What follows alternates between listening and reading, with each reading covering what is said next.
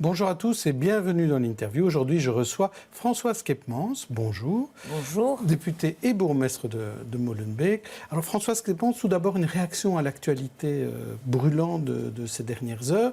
Ce sont ces militaires que le gouvernement a décidé de mettre dans les prisons pour remplacer les policiers qui eux-mêmes remplacent les agents pénitentiaires. Alors est-ce que c'est normal, naturel de voir les militaires sollicités comme ça encore pour s'occuper des prisons aujourd'hui?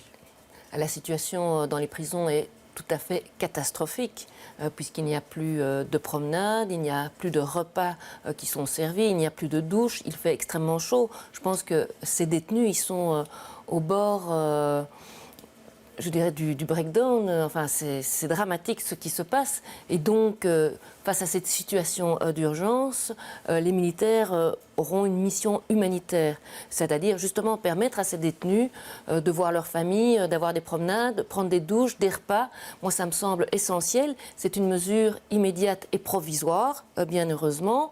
Et par la suite, il faut que cet accord, ce protocole d'accord puisse être obtenu, à savoir que l'on engage 300 gardiens de la paix, 300 gardiens de prison en plus, qu'il y ait une prime de flexibilité et d'une façon générale, que l'on améliore la situation des prisons. Ça fait des années que l'on sait que l'univers carcéral en Belgique est particulièrement malade, qu'il faut moderniser, qu'il faut apporter des aménagements. Et je crois que, voilà, il faut agir en plusieurs phases. L'urgence avec les militaires qui ont une mission humanitaire, la négociation avec les syndicats et ensuite, à long terme, à moyen terme, véritablement apporter une politique efficace pénitentiaire pour la Belgique. Là, on démarre la 3e semaine de grève des agents pénitentiaires. Est-ce que ça n'aurait pas été plus simple de mieux négocier, d'aller davantage dans leur sens? Parce que là, apparemment, ce qui est sur la table ne leur suffit pas. Oui, mais voilà, c'est la difficulté de pouvoir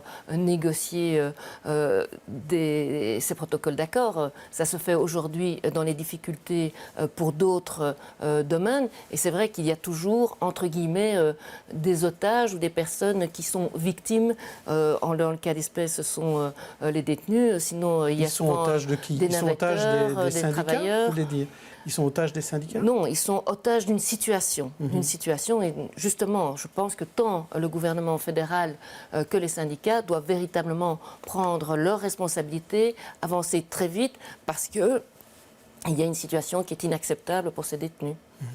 Alors, on va parler d'un autre sujet beaucoup moins grave, mais quand même grave sportivement, notamment pour des jeunes de l'école de jeunes, le White Star. Le White Star n'a pas obtenu sa licence, du coup, il devait monter en division 1, ce ne sera pas le cas, il est rétrogradé, et ça pose des problèmes pour l'école des jeunes. Tout d'abord, par rapport à ce fait que la licence n'a pas été obtenue, pourtant vous aviez fait des efforts pour essayer de trouver un accord avec le White Star.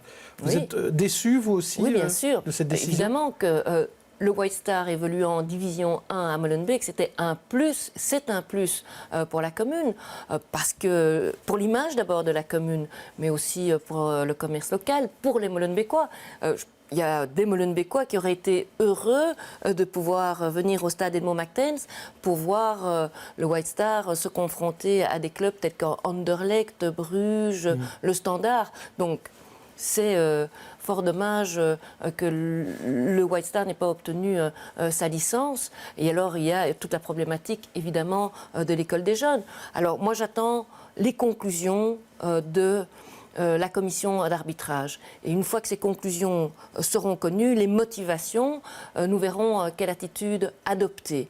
Pour la suite, il faut voir aussi si le White Star va rester à Molenbeek, quelle que soit sa décision, notamment par rapport à l'école des jeunes. Pour moi, et je l'ai dit dès le départ, c'était véritablement le sport pour les jeunes qui était fondamental dans l'accord que nous avons eu avec le White Star. Donc l'école des jeunes doit rester pour vous. Si le White Star reste, l'école des jeunes doit subsister. Évidemment, absolument. C'est essentiel. Est-ce que vous ne vous sentez pas un peu responsable de ce qui s'est passé sur cette licence? Parce que finalement, il y a eu beaucoup de changements d'avis au sein de la commune, du collège et du conseil communal dans les négociations avec le White Star.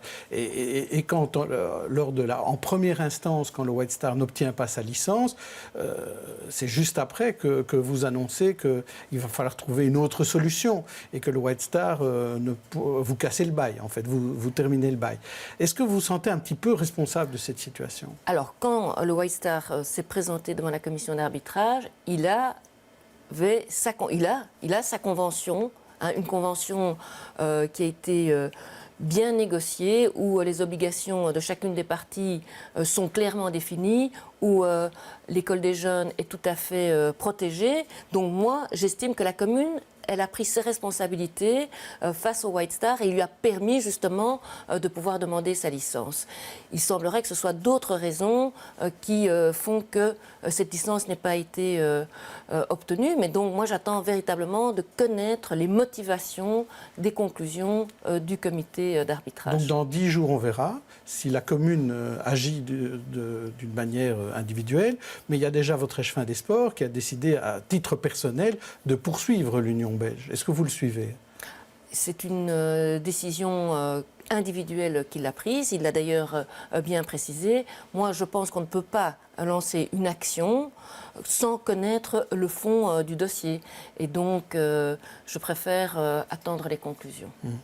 Alors, ces 7 derniers mois, vous avez vécu un Molenbeek bashing terrible, et même un Molenbeek bashing, parfois un Molenbeek bashing.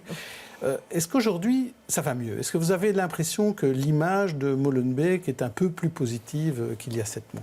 Oui, absolument. Moi, je dis que les événements dramatiques que nous avons vécus, que l'Europe a vécu, peuvent être un plus. Moi, je considère que c'est un électrochoc qui peut être salutaire pour Molenbeek et que nécessairement, il doit en sortir quelque chose de mieux. Nous devons remonter. Et donc, il y a eu ce bashing, ces critiques qui sont venues des médias internationaux, mais surtout français, de pseudo-intellectuels, de politiques, mais il y a eu aussi de la solidarité, de l'empathie pour Molenbeek, de la part des Molenbeekois, mais aussi à l'extérieur de Molenbeek, de Bruxellois, de Belges.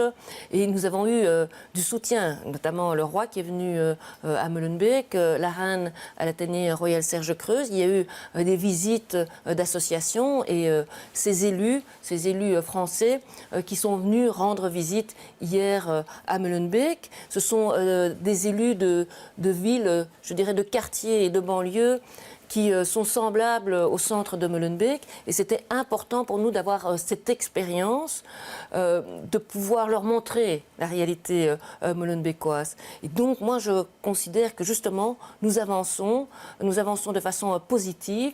Nous avons eu un soutien du fédéral par rapport à des policiers en plus. J'attends aussi un soutien de la part de la région, surtout dans le domaine de la prévention. C'est-à-dire, qu'est-ce que vous attendez très précisément de la région ? Mais justement, par rapport à la prévention, il faudrait que la région s'investisse plus pour mettre à disposition des communes des éducateurs de rue, parce que nous considérons qu'aujourd'hui, nous devons aller à la rencontre des jeunes, dans la rue, et pas nécessairement uniquement les accueillir dans nos associations. Il y a ce travail, moi je constate qu'il y a des jeunes qui sont bien encadrés, mais il y a aussi des jeunes que je rencontre chaque jour et qui visiblement n'ont pas de projet. Donc ça me semble tout à fait essentiel de travailler avec eux, de travailler aussi à travers l'éducation. Donc j'appelle aussi les communautés à investir plus. Je crois qu'il faut véritablement pour l'éducation un projet bruxellois par rapport à la connaissance des langues, par rapport au contact avec les entreprises. Et donc ça doit se faire très rapidement parce que c'est véritablement la formation et puis l'emploi qui donneront des perspectives à ces jeunes. Alors, on a fêté la fête de l'Iris ce week-end. Est-ce que vous avez senti cet envolé vers cet aspect régionaliste d'un Bruxelles plus fort, notamment en matière d'emploi et d'enseignement ?